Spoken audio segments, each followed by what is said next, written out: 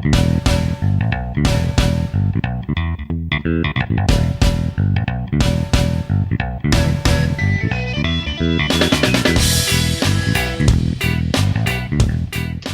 boys and girls, and welcome to Championship Week. It's just all kinds of crazy fun from here on out in the Carla and Krabby Show. Hi, Carla. Hey, Krabby, how are you? I am doing really, really well, and I'm doing really, really, really well because we have a mutual friend of ours, a special guest. He's an Ohio State fan, although not nearly as myopic as I am, because he can actually talk about other stuff. This is our friend AJ. AJ, hi. How you doing? Hi. I'm good. This is the first I've wanted to talk about college football in some sort of actual real capacity and not just with friends. So this is nice. Thanks. We're glad you could join us, especially for this week, because this is when we figure everything out, right? No. I'm just gonna jump in. Like this is considered to be real. Yeah. Obviously, you haven't watched the show in the last couple of weeks. I mean, at this point, the college football season, we're still trying to figure out who's played somebody, and it's the end.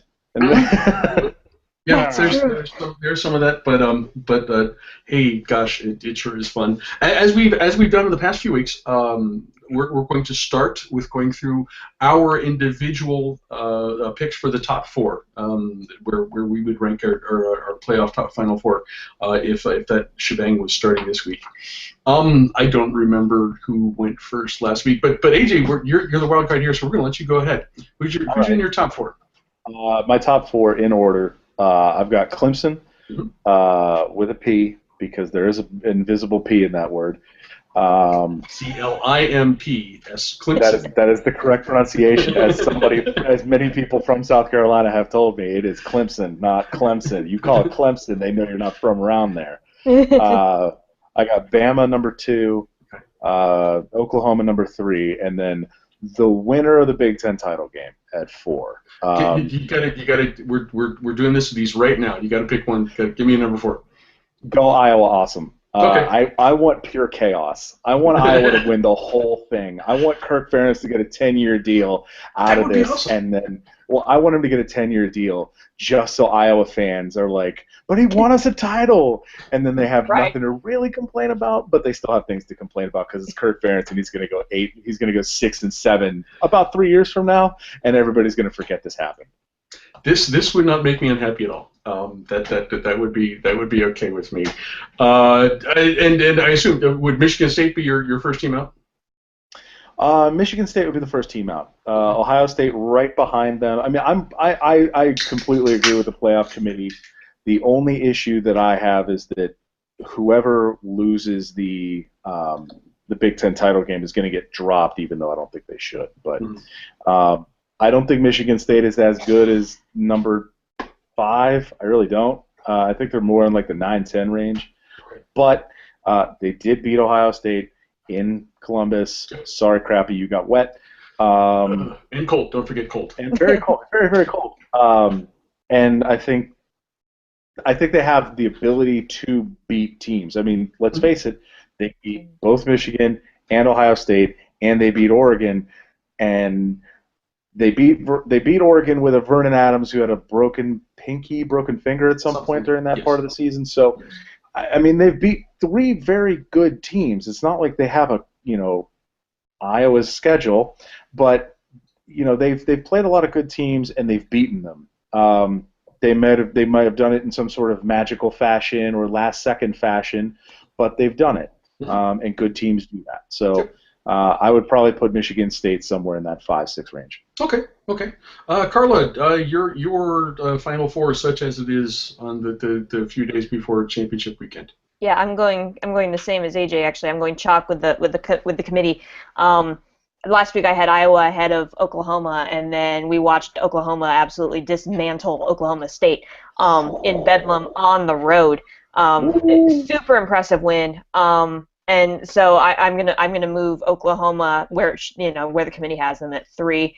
I like Iowa at 4 as well because I still give the benefit of the doubt to the unbeaten. No, sorry, I didn't crash the Jeff Long conference call this week. I thought about it, but after seeing the top 6, I was like, he's not going to say anything that's worth sitting in on. So next week I will try to crash it. So. Okay. Next week will be more interesting anyway. Did say that Oklahoma's conference champion bonus hasn't kicked in yet. That is like the one weird thing that he said. It was like, wait, there's like bonus points, however this works. Apparently, nobody is accepting Oklahoma. Like, they're not accepting the conference champion bonuses until after all of the championship games have been played. Okay. So I have a feeling Oklahoma is effectively in with a bullet. I really do think they're only number 3, though that offense is fun as crap to watch. Yeah. Baker Mayfield is fun to watch. I was really sad that Bedlam wasn't a closer game. When you score 40 points in the first half and everybody else is cold, I mean, now I got to switch over to Notre Dame and Stanford. Which was not a bad choice, as it turned out. That was a great choice. That was a fantastic choice. So it's fun to kind of see that the season just kind of rolled along. Oklahoma has the worst loss of anybody in the top 8. You lost to a garbage Texas team, Sooners. Just remember that. Charlie Strong got to wear a golden cowboy hat, and you didn't. So, crappy, you're top 4. I'm given the hypothetical nature of this, I have no problem with the tweaks that I've made. That and my obvious bias, which you guys know by now. Clemson, number 1. I have Oklahoma, number 2, and that is based on the strength of how they finished the season. Fair. Yes, the loss to Texas continues to be inexplicable, but in my eyes, we talked about this before, the committee clearly gives teams a chance to recover. That's not really an early season loss, but it's not like it happened in November. So Oklahoma number 2. I have Iowa at number 3. I have Alabama. Oh man! Wow. And I'm gonna justify it this way. I do understand how Iowa playing the Big Ten West, and that's a different kind of schedule even than the one that Ohio State and Michigan had to deal with. But Carla, no offense, Middle Tennessee State, Louisiana Monroe, and in November, Charleston Southern, and I continue to take exception to being bothered by my team's strength of schedule when by fans of a team that are playing a Division I AA school 3 weeks before the end of the season. Listen, you got to give SEC SoCon weekend its chance to breathe, baby. This gives us. That's what bye weeks are for. Just take the week off. Listen, this is what gives us Georgia Southern beating Florida in the Swamp. I understand. And Florida linemen blocking each other. Mm-hmm. This gives us things like Georgia State, or was it no? It was Georgia Southern this year against Georgia, almost running them off the field. Mm-hmm. I mean, there are some fun things that can happen to trash SEC teams because of SoCon weekend. Listen, if Alabama beats Charleston Southern by like 1 billion in the middle of November, I don't really care. Now, to be fair, Iowa versus Bama on a neutral field. Who are you taking? That is pretty clear when we get to talk about the SEC title game coming up here. I mean, Alabama passes the eye test in every respect imaginable. But I'm gonna ding them. Because they play a crap out of conference schedule. They play one of the worst out of conference schedules that I can come up with as I look through this stuff. Hold on, didn't Alabama play somebody week 1 though? Wisconsin. They played Wisconsin week 1. And Wisconsin was 19th or 20th or something like that at that point. And preseason rankings are a joke, so. They had South Carolina in the top 25, and look where that happened. So at any rate, those are my feelings right now. Obviously, this stuff gets sorted out this weekend, and we'll discuss how that goes. I think Michigan State would be my next team out, and then we see what happens with Ohio State at number 6, and Florida, Southern Cal, UNC wins? Who knows? Who knows? Am I going to predict that stuff? Probably not. But we'll find. Let's find out right now. We'll start with the SEC title game. That's the first one that comes up on Saturday. Number 18 Florida versus number 2 Alabama, which is a 17.5-point favorite at this point in the week. Our guest AJ, please. You go first. What do you think? Just really thinking Bama by 1 billion. Okay, that's right. I mean, by the way, if you're looking for a chance to maybe do some things with your significant other, you want to maybe go to the grocery store and get some things, that 4 p.m. SEC championship game, that's your chance. That's your window of opportunity because all of the good games come after 7:45 p.m. So make sure you get your things in. Maybe start a roast. Throw something in the crock pot at that point. You got to cut up some vegetables, put them in the crock pot, and let Bama do some work. Mm-hmm. Mm-hmm. But have the audio up so you can listen to Uncle Vern. I mean, come on. Yeah. Come on, it's Uncle Vern. You got to listen to the call of that game. But yeah, the over-under for me for this game. Yeah, the over-under for me for this game is how many points Florida scores and whether they score at all on offense. I mean, come on, that was abysmal last week. It was on the big screen. I was in Florida watching the game with some Florida fans, and we had it on the big. This is how bad it was, right? So we were in a room that had 3 TVs, a big TV and 2 small TVs on either side, right? We had all 3 games on. So we had Bedlam on, we had the Stanford game on, we had the Florida game on. The Florida game was in the middle television. I'm watching it with a bunch of Florida fans. Midway through the second quarter, we switched that to Bedlam and put the Florida game over on the. That's all you need to know is that even Florida fans have gone, Alabama by a mile. But let's consider the other following here is they've had 3 years of Will Muschamp football to watch. That is true. That will beat you down a bit. Yes. Can I also add in one sort of Vegas-y detail about this game? Please do. The over-under is 39.5. And they're favoring Bama by 17.5, which means they're basically thinking this is going to be like a what is that? What does that equal out to be, kids? That's do math. You're talking bad. journalism major. I have no idea. But that's an ugly game. I'm not sure I would even be that generous. A couple field goals, Florida maybe. Safety. Maybe. Safety is a possibility, but okay, yeah, we can do it. Let's say 8. Let's say 2 field goals for safety. 35-8 is I think Nobody's going for the funfer there. 22-5, like a baseball game gone horribly wrong. Oh man, yeah. I mean, my top 4 is the chance to rant about Alabama. But when it comes down to actually getting this done on the field, yeah, they're gonna and unless Florida decides to play out of its mind defense and we get like a 9-7 game. This is Bama's game.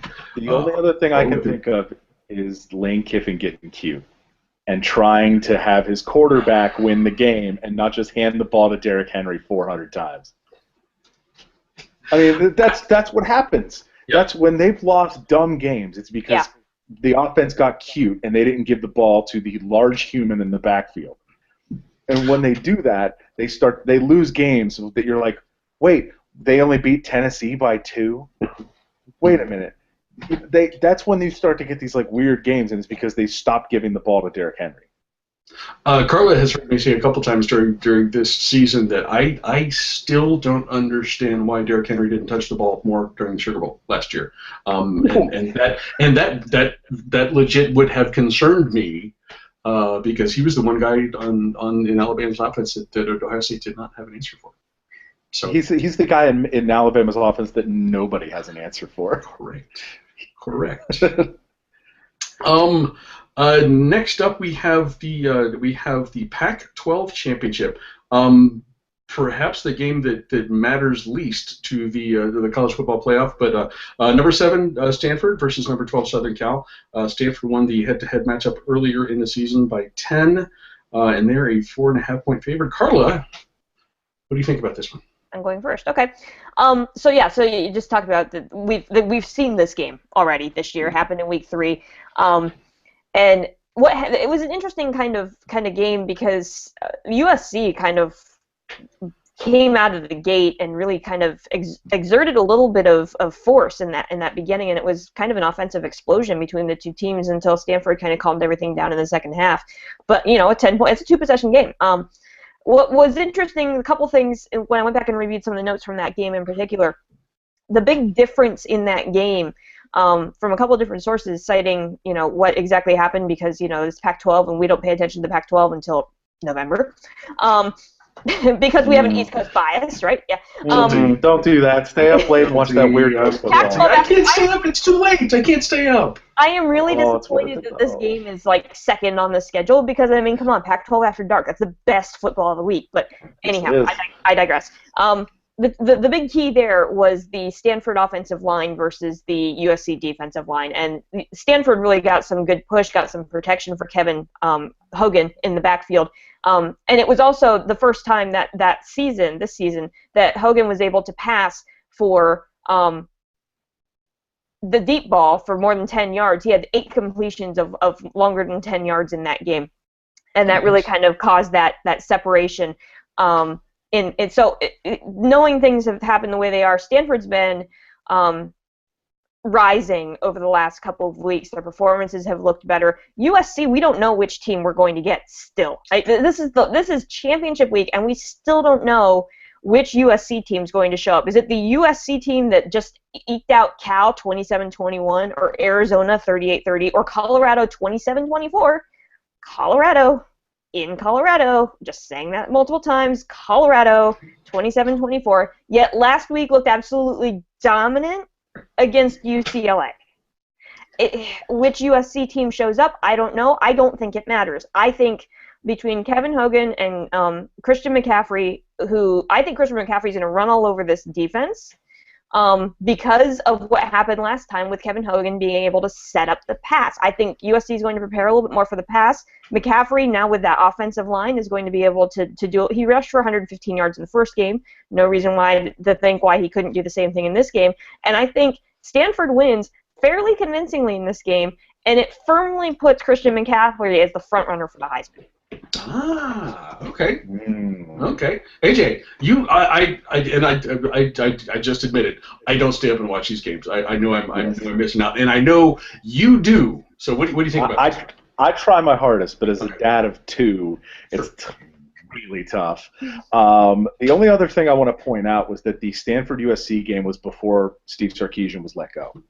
True. That's true. So this is now Todd Helton or Clay Helton? Which Helton? Clay Helton. I think so. This is Clay Helton's team now. Yeah.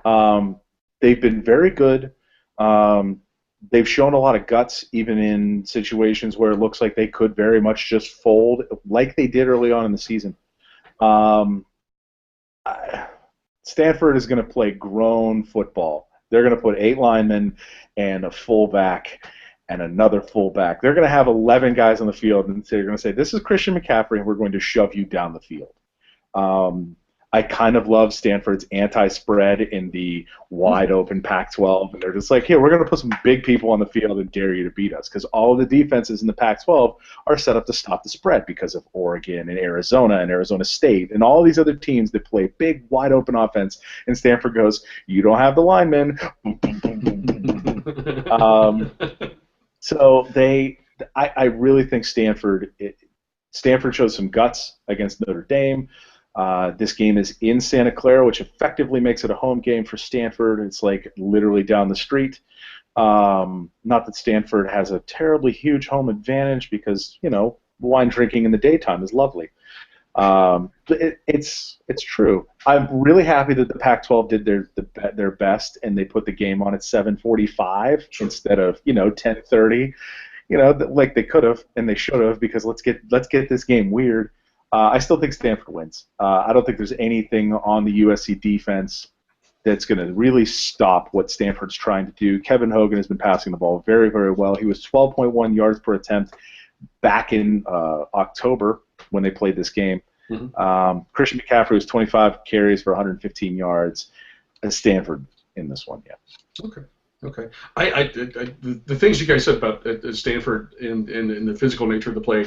I mean, I was considering the notion of what happens if you put Stanford in the Big Ten West, and the first thing that's inevitably you come up with is that it's Stanford playing Michigan State on Saturday. I also think that that's the kind of style of football that works well against more of a finesse team.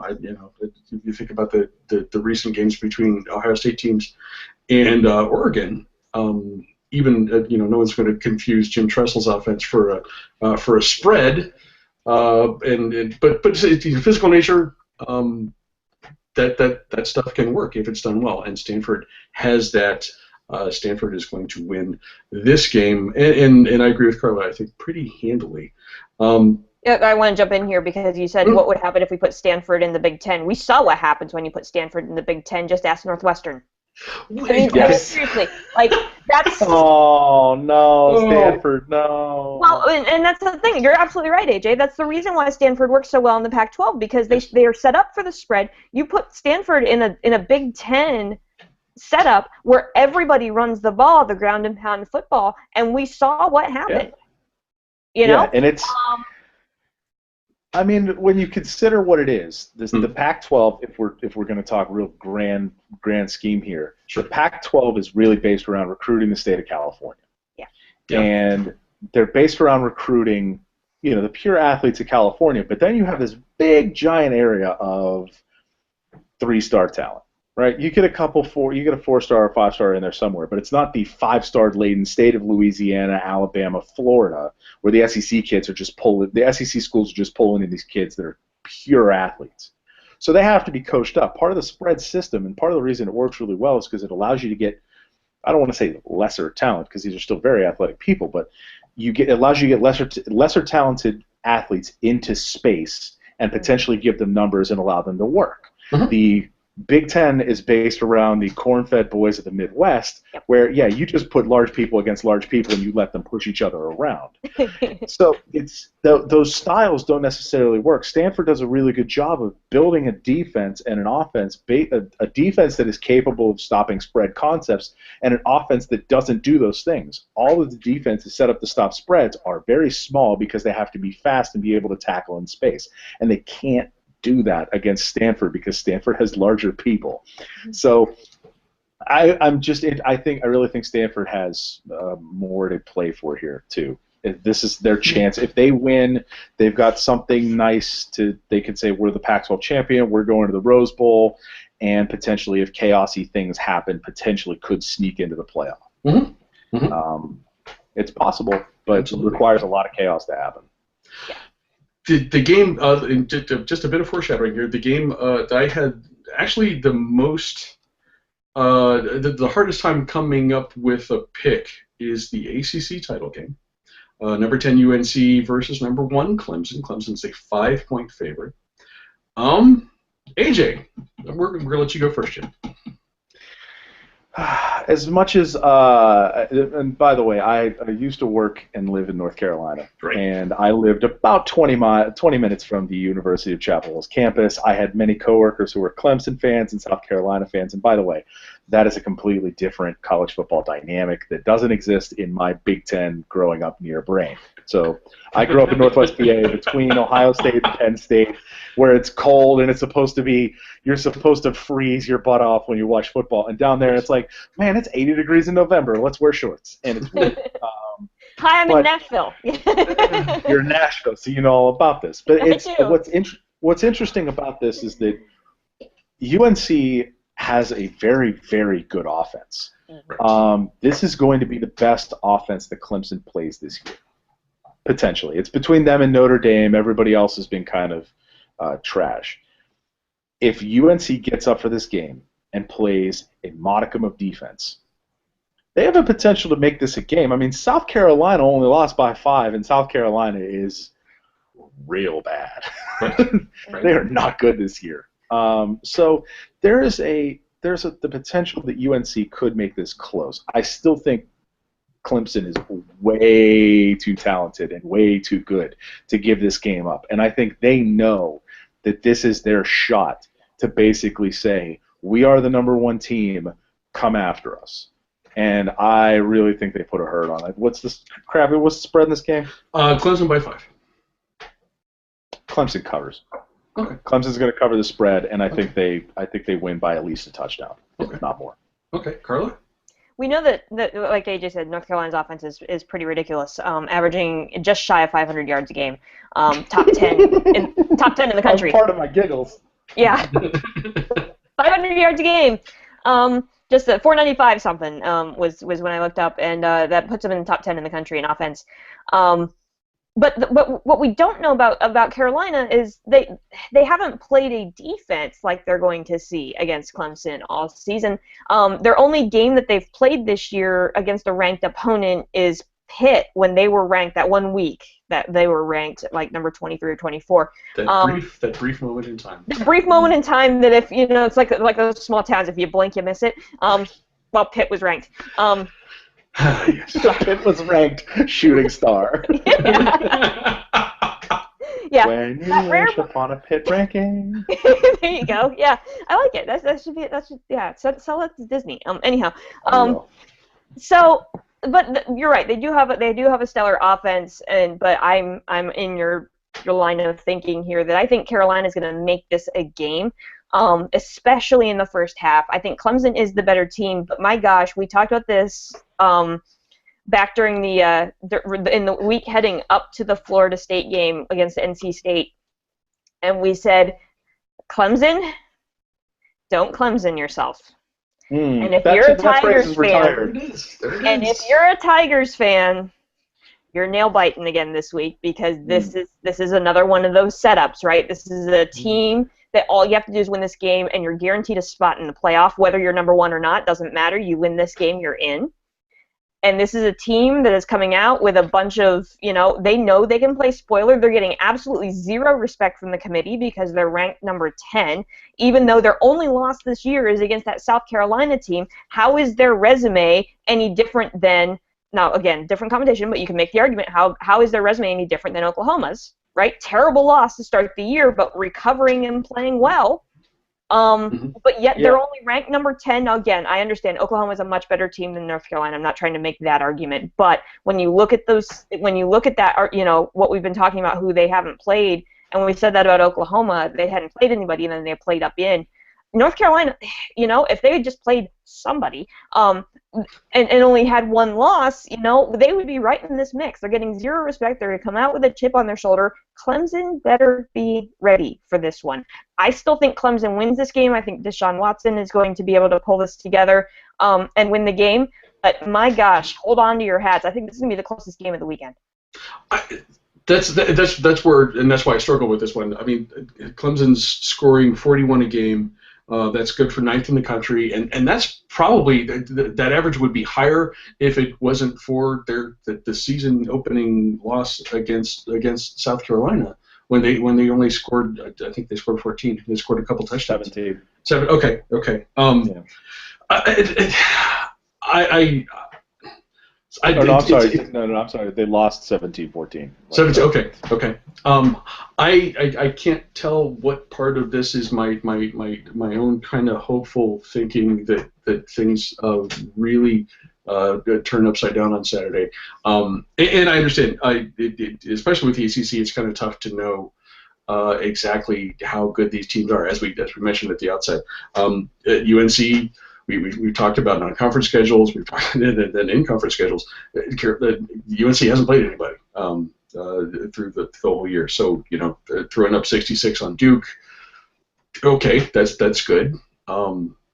Clemson's resume is better. Clemson should be the better team. But boy, if Clemson is for some reason kind of walking into this feeling a bit overconfident and not paying attention. They could find themselves down by a couple of touchdowns before halftime, and then you really see what this team is about. I'm as tempted as I was. I'm going to pick Clemson. 5 points is probably about right. But boy, this is probably the most interesting game of this slate on Saturday, and one to watch very, very carefully, especially if you have a vested interest in maybe an upset or two. Our Yeah, final this is game. this is the game that you turn on and you're just like, all right, this is the one. The other piece of this is that Clemsoning as a phrase has apparently been retired. Number one by Dabo Swinney, who said, "Please don't say that word anymore. We've proven it. We're done. We're care. done with that." Until they're in the sorry. playoff, I don't care.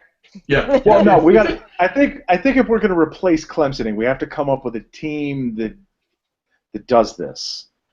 Who loses one dumb game a year? That's worth thinking. I would be willing to retire this if that was holding the trophy, in the second week of January. Fair enough. But he's got if I were a Clemson fan, I'm spending some time with my therapist this week because it's going to be rough. Going to be rough. Big Ten championship. Number 5 Michigan State versus number 4 and undefeated Iowa. It's still so fun to say. And undefeated Iowa, Michigan State is a 3.5-point favorite. Carla, I'm first. Yep. Okay, so my annual rant that I do several times a year. This game needs to be played outdoors. Okay, done with that. Why do you play the Big Ten title game in a dome? Why do you play? I know why, because you sell more tickets and because of the TV thing and okay, blah, blah, blah, blah, blah. Play this game at Soldier Field, get it over with. The Big Ten does not play an indoor game all year until the title game, and it changes the dynamic of the game. I don't care what you tell me, it changes the dynamic of the game. It does. To have that clean turf. And it benefits Michigan State this year. This is a Michigan State offense that playing on a clean track inside the dome in Indianapolis is going to have the ability to run its offense. This is an Iowa team that is undefeated. I have them ranked ahead of Michigan State, as we talked last week. The committee has them essentially dead even, and they're giving the benefit of the doubt to the unbeaten. That logic hasn't changed based on their rankings that we saw this week. Iowa's a team that we still don't know a lot about. Unfortunately, I hate to say that, but we've been giving them the benefit of the doubt. They're undefeated. I think they absolutely should be ranked number 4. I think they're in for a challenge this week. They have some good wins on their schedule. They beat Pitt, they beat Wisconsin, they beat Northwestern. Northwestern, the team that knocked off Stanford. There's some decent wins on that schedule. Yep. But is the Iowa defense ready for this Michigan State offense? That, I mean, come on! I watched as much as that game last week as I absolutely could bear, and then I had to change the channel. It was painful to watch being on the other side. And I'm watching this offense, and I'm like, how did they lose to Nebraska? I just phantom call. Yeah. But, you look at them and it's like, but it shouldn't have come to that. That's the thing. Like, this is a Nebraska, this is an offense running on all cylinders. I really, that's one of those baffling losses. I really think, as much as I really want Iowa to make the playoff, and I do, I really want Iowa to make the playoff because I think they can cause chaos once they get into the playoff, just like Ohio State did last year. And I want nothing more than what you said earlier in the show about Kirk Ferentz getting his extension, because we lost 8-4 Bo Pelini. Can we gain 9-3 Kirk Ferentz? That would be ideal for the Big Ten. I really, really, in my heart, want Iowa to win this game, but I just don't see it happening in this circumstance, in this environment. I really think Connor Cook's going to be the difference, and I think the Spartans are raising the trophy at the end of the night. Okay, AJ, what you got? Michigan State can't run the football. That's all I'm saying. Michigan State has 0 run game against Penn State. Unless they have backup quarterbacks and they're playing in rain and 35 degrees, and then maybe a little.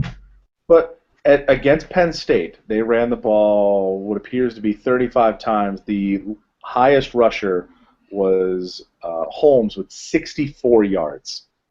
They won 55-10. And your top rusher ran for 64 yards.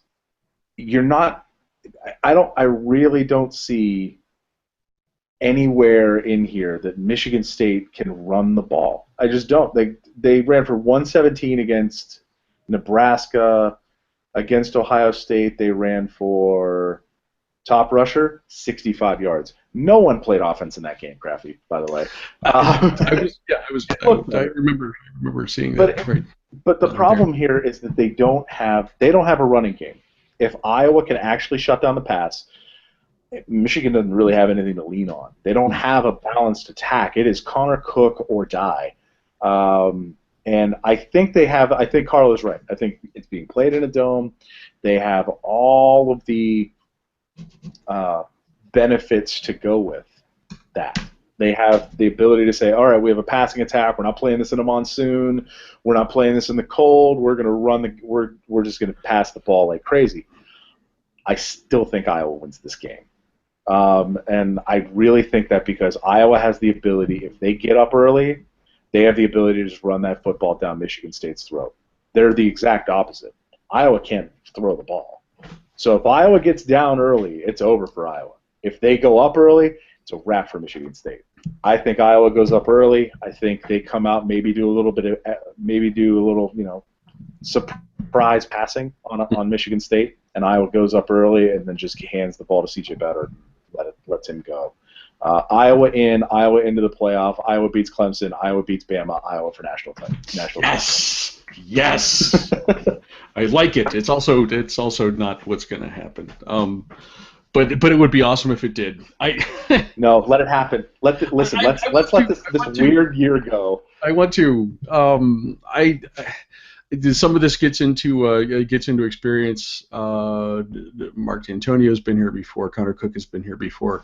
I don't think Michigan State has the defense that it has had in the past 2 or 3 seasons, but it's still pretty good. I would be concerned. I would be concerned if fluky things happen and Iowa gets a lead and it is able to run and run and run. But what Carla said is exactly correct. This atmosphere, playing indoors, benefits an offense like the Michigan State's, and it's going to make it really, really tough on Iowa to keep up, I think. 3.5 points. I think this is probably a touchdown win for Michigan State, and then we go from there as far as the playoff goes. I have one question. If there is an upset in any of these 4 games, who would be the beneficiary? Which game though? Doesn't matter. Because if it's Michigan State upsetting Iowa because they're 5-4, it just means that Michigan State gets in and Iowa doesn't. But Michigan State is actually the favorite in that game. So right, but still, it's from a ranking standpoint, that's an update. And that one, I think the Big Ten champion is gonna be in. I guess I'm kind of looking at the ACC title game would be the most likely, but I don't know. I mean, if you're looking at the possible beneficiary, if the things don't go as planned, it's gonna take it would take something like Stanford beating USC by 20. Yeah. Something like what happened with Ohio State last year, where they went into the title game and stomped Wisconsin by 50, and then everybody went, okay, we can't not put them in. 1, they're the conference champion. 2, they won their conference championship by 50. Meanwhile, TCU and Baylor are sitting there staring at each other, shouting numbers. But I think if Clemson or Alabama somehow were to lose, to me, Oklahoma's in. They are 100% in. They are not. They are the conference champion. They look like a very complete team. They've beaten all of their main challengers in the Big 12.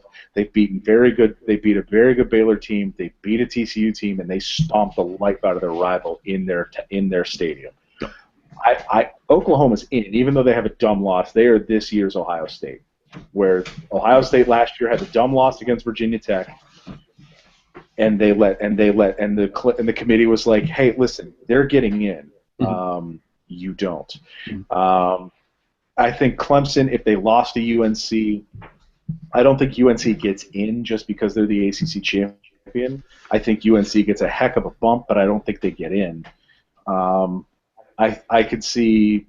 I don't see Ohio State getting in. Crappy. I know that's the answer you're looking for here. Ohio State doesn't get nice, but I don't.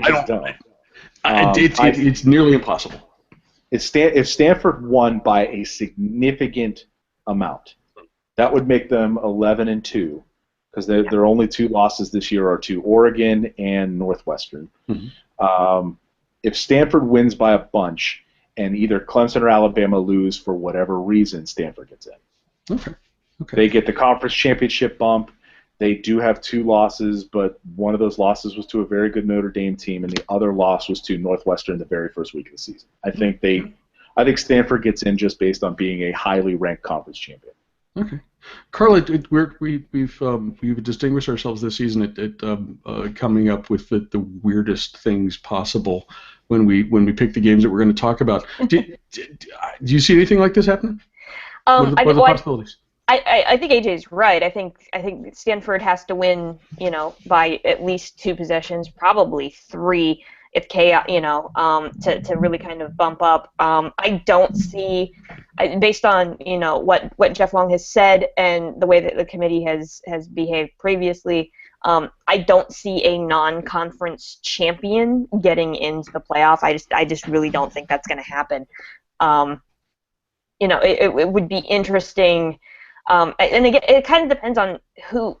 I'm going to be really interested to see if all this kind of shakes out and everybody, if chalk happens, right?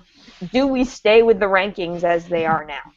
Like we were saying, does Alabama need to wipe Florida off of the face of the planet to be able to hold on to number 2, or do they have the potential to move up to number 1 if Clemson just ekes out against North Carolina? I think there's some really interesting positioning there, and that's a really interesting thing with matchups heading into the playoff. Like we've said when we've been picking our top 4s, 2 and 3 are interchangeable. I don't care who's 2 and who's 3 because they're going to play each other anyway. But I think the positioning with these teams, there's a lot of equal things about these teams, and depending on how they play this weekend, passing the eye test is going to be huge for the committee, and we're, even if we go chalk, do the 4 teams end up in the same order that they're in right now? I think there's a little bit of pressure on Alabama to win big after watching what Oklahoma did last week. If Bama beats Florida by a whole bunch. I could see them jumping Clemson if Clemson only beats UNC by a touchdown or something like that. Absolutely, and they would just go like, listen, Bama won their conference championship by 30, and Clemson, you only beat you only won your conference championship by, a touchdown. We're moving Bama up, which would put Clemson into the 2nd spot. You're still in the playoff. I mean, both of these. I think both of those teams, if they win, get in the playoff. But you're right. I think positioning comes into play here. I don't think the Big Ten champion goes any higher than 4. I really don't. I don't see Oklahoma. Oklahoma looks more complete, and they look like a better overall team, both on the offensive side of the ball. Being able to, Baker Mayfield is a very good quarterback. Yeah. They have great receivers with D.D. Westbrook and Sterling Shepard, and then you add in Samaje Perine and Joe Mixon on running. They have a very balanced offense, and their defense looked fantastic against Oklahoma State. Yeah.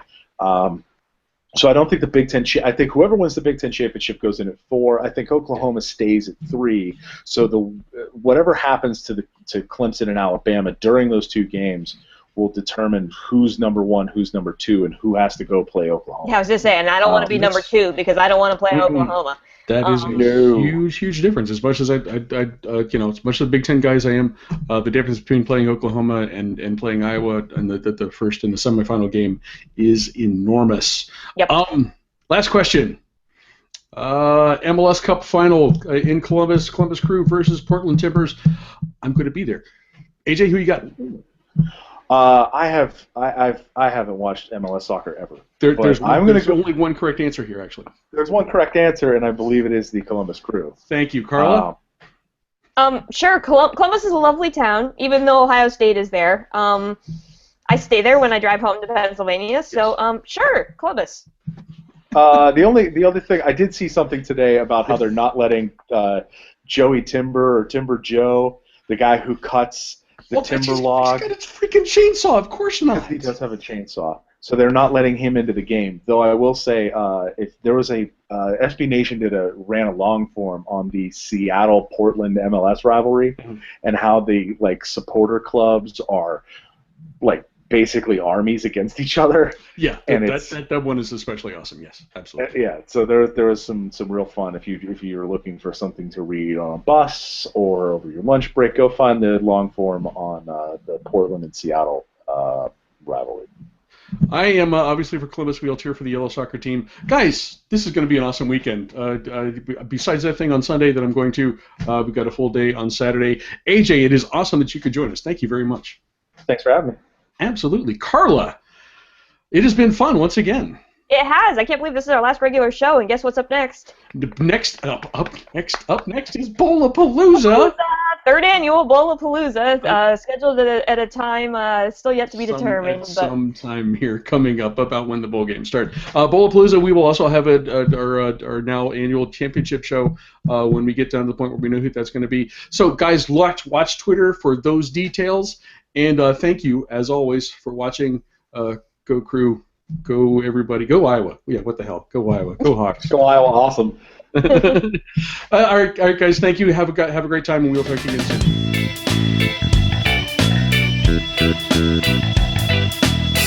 soon.